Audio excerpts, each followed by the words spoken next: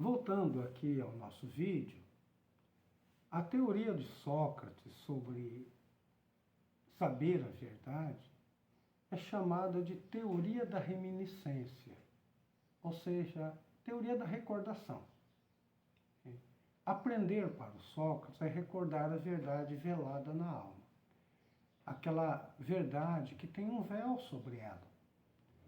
Então, a educação é um desvelamento, procurar tirar esse véu e mostrar o rosto esplendente da verdade.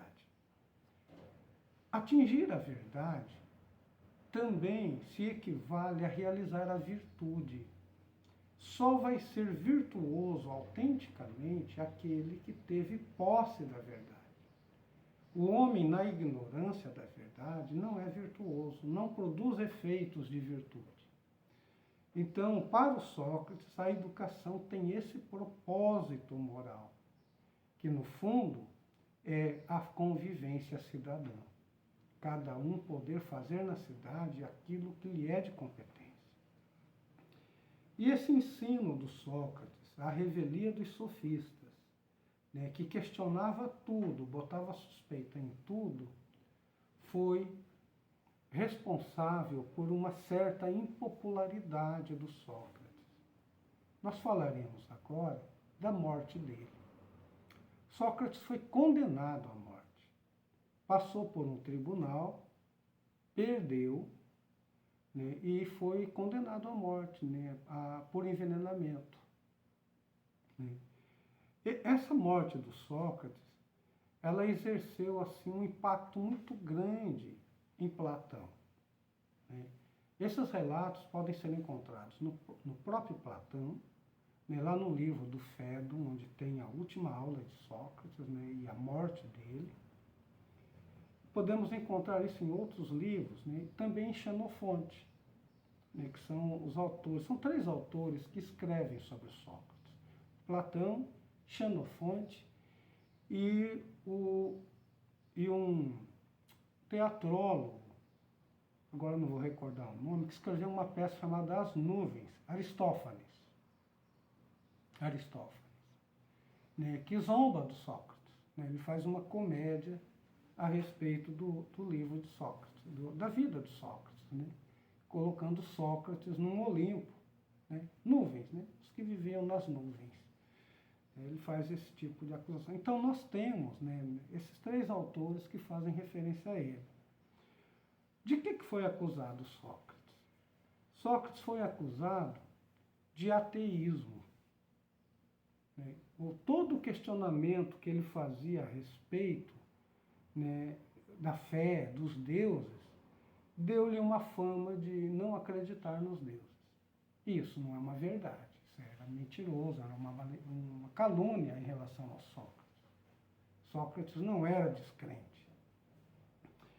E também foi acusado de perversão da juventude pelo ensino de sua doutrina. Ou seja, os alunos de Sócrates, os discípulos dele, eram na maioria jovens, como Platão, o Alcibíades. E aí eles achavam que a forma como Sócrates ensinava relativizava os costumes da cidade, relativizava também o sentido do sagrado, que a sociedade assim institucionalmente defendia. E ele foi então denunciado por 3 pessoas. Vocês vão ver isso lá no livro de Platão chamado A Defesa de Sócrates. São 3 pessoas, um jovem, um homem maduro, de meia idade, e um velho. E esses 3, não sei se isso é verdadeiro, ou o Platão coloca os 3 para dizer assim que em qualquer momento da vida a gente pode cometer erros, e acusar uma pessoa inocentemente. Então tem o Licão, que é esse de meia idade, tem o Ânito, que é o mais velho deles, é um ancião, e tem o outro aqui, me foge a memória, mas e tem esse mais jovem, né? O Platão coloca os três aí, são três personagens que a gente vai ter lá na defesa do Sócrates. E cada um faz uma acusação: ateísmo, né, perversão da juventude, relativização dos valores da cidade. E o Sócrates é chamado então ao tribunal, né? Ele não foi atrás de um advogado de defesa, de alguém que seria um retórico e teria competência para o tribunal. Isso foi um erro do Sócrates. Ele mesmo resolveu ser advogado dele mesmo e fazer uso no tribunal do método que ele usava em suas aulas. E o tribunal não é para dialética, o tribunal é para a retórica. Ao se recusar a ser um retórico, Sócrates levou a pior. Primeiro é preciso entender por que essa denúncia do Sócrates, essa condenação do Sócrates ocorreu. Era um contexto de guerra, a Guerra do Peloponeso, uma guerra que durou uns 30 anos. Estava ainda no contexto dessa guerra, na etapa final dela. E era um contexto de guerra, portanto, era um contexto de traições. Alguns alunos de Sócrates, como foi o caso do Alcibíades, traíram Atenas e passaram para o lado de Esparta. É sabido que Esparta derrotou Atenas, entrou na cidade e instituiu para governar a cidade 30 tiranos. Como se Gurupi, por exemplo, a nossa cidade aqui, fosse invadida e nós tivéssemos, então, 30 prefeitos. Entre estes, alguns cidadãos que foram alunos de Sócrates, como foi o caso do Alcibíades. Alcibíades é um personagem emblemático na filosofia de Platão, a ponto de o Platão escrever 2 livros com o nome dele. O Alcibíades vai comparecer lá no banquete, como alguém que não entende o que é o amor à verdade, o amor à sabedoria. E aí ele fica só na imediateza dos desejos corporais. Vocês poderão conferir isso lá no banquete. Quando Sócrates dizia que a gente tem que alçar voo para o desejo da verdade, o amor da verdade, o amor à sabedoria, que seria o amor ideal. Bom, enfim, o Sócrates ele foi então condenado à morte. O julgamento dele era um julgamento de cartas marcadas.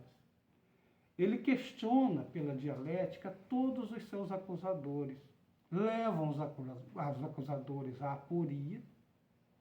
Ficou muito evidente que eles não estavam com a razão, mas o tribunal estava marcado. Já era a decisão que condenariam Sócrates. Deram a ele 4 oportunidades, ou 4 decisões. A primeira delas seria o silêncio, não ensinar mais, ficar proibido do ensino e renunciar à sua teoria, reconhecer que errou, coisa que para um filósofo que tem as convicções de verdade que tem, se ele for coerente consigo mesmo, ele não aceita. E o Sócrates não aceitou. A segunda coisa que ofereceram para ele foi o exílio. Ir embora de Atenas, porque a partir de então ele não seria uma pessoa grata na cidade. Ir embora com a mulher, com os filhos, ele devia ter uns 3 filhos pelo menos, uma mulher ainda jovem, bem mais jovem que ele. E o Sócrates argumenta que ele ama Atenas. O pai dele era de lá, ele tinha servido em 2 guerras, era herói de guerra e que não tinha motivos para sair. Porque ao sair da cidade ele perdia o status de cidadão. Em qualquer lugar que fosse ele seria um estrangeiro. Então não teria direitos políticos. Então ele recusa isso, ele recusa o exílio. E a terceira coisa que vão oferecer para Sócrates é a prisão perpétua, estar preso, não ter mais a sua liberdade. o que ele também não quer. Porque se tinha uma coisa que Sócrates gostava de fazer, como todo grego livre, era a convivência na cidade, ao ar livre, ao sol.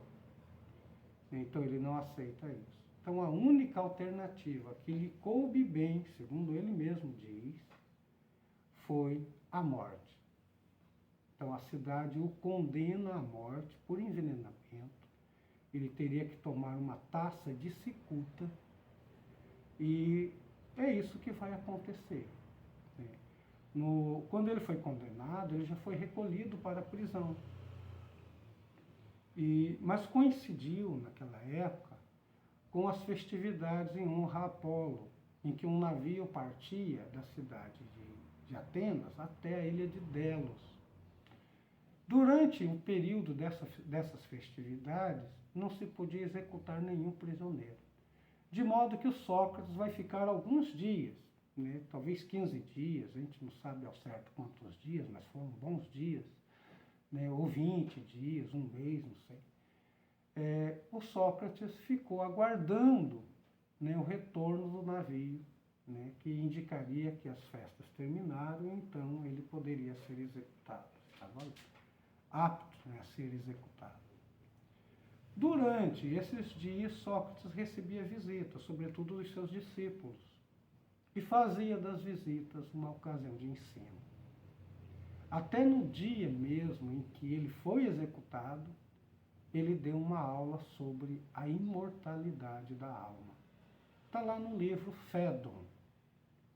Se vocês conferirem lá, vocês vão ver a narrativa do que foi a cena, né, os antecedentes e depois o que ocorre, né, com a execução dele.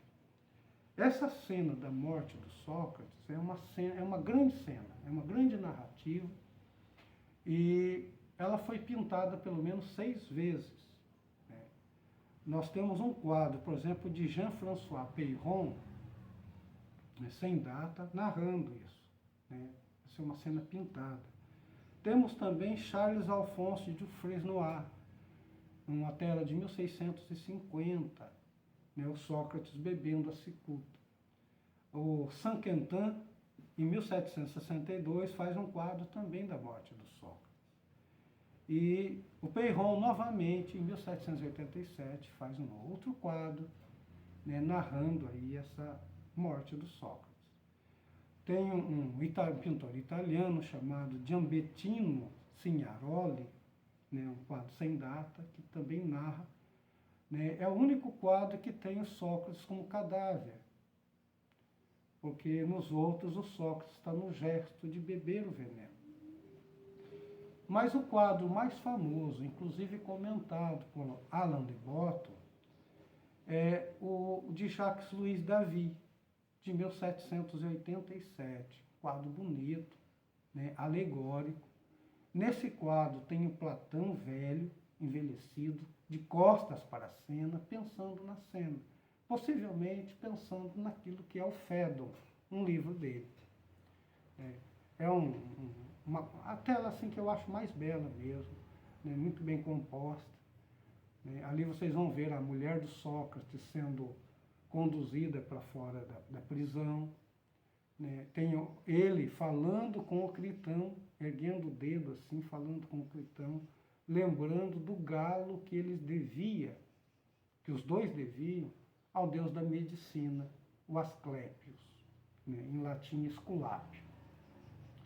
Então, o Platão teve esse cuidado de dizer que as últimas palavras de Sócrates foi um sacrifício, né, de uma ave que eles deviam a um deus.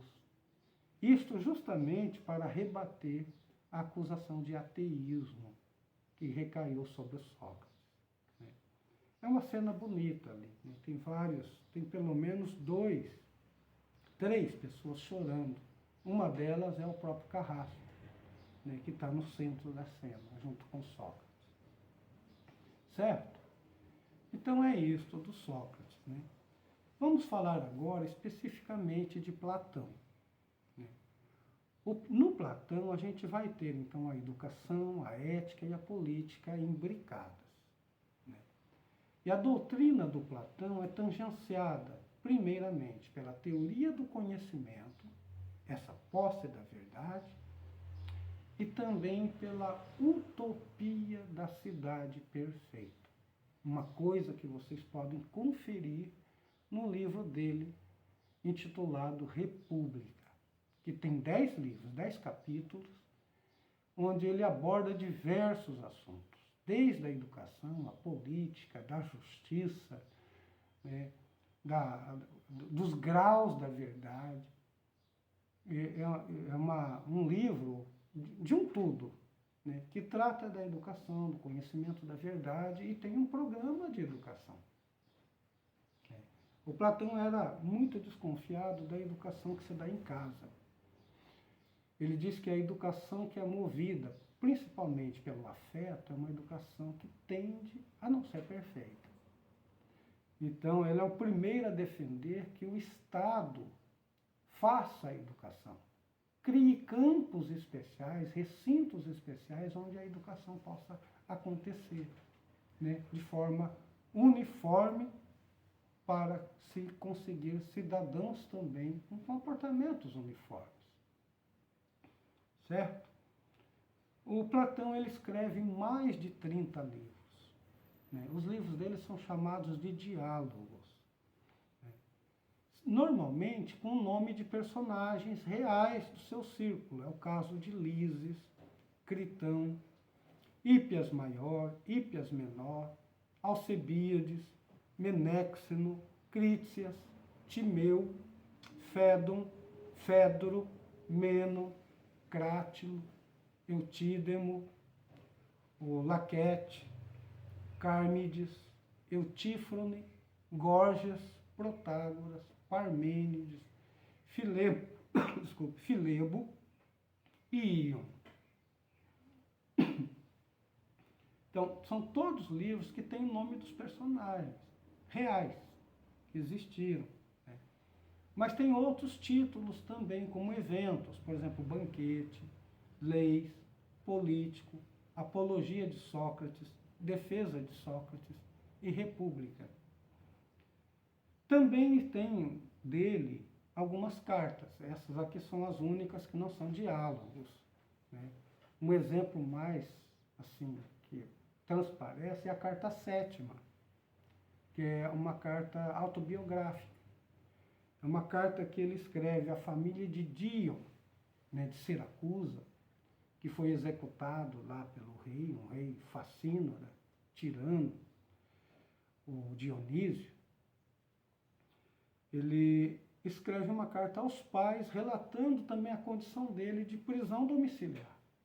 Ele tinha ido para lá para ser o professor do príncipe, que depois se torna rei, né, executa os seus adversários e coloca o Platão sob suspeita. Né. O Platão será resgatado mais tarde e voltará a Atenas. Então ele conta essa história nesta carta 7ª. Certo? Bom, vamos parar aqui um pouquinho, que nós vamos tratar da teoria do conhecimento em Platão, que está ligada a essa posse da verdade, a cura da alma.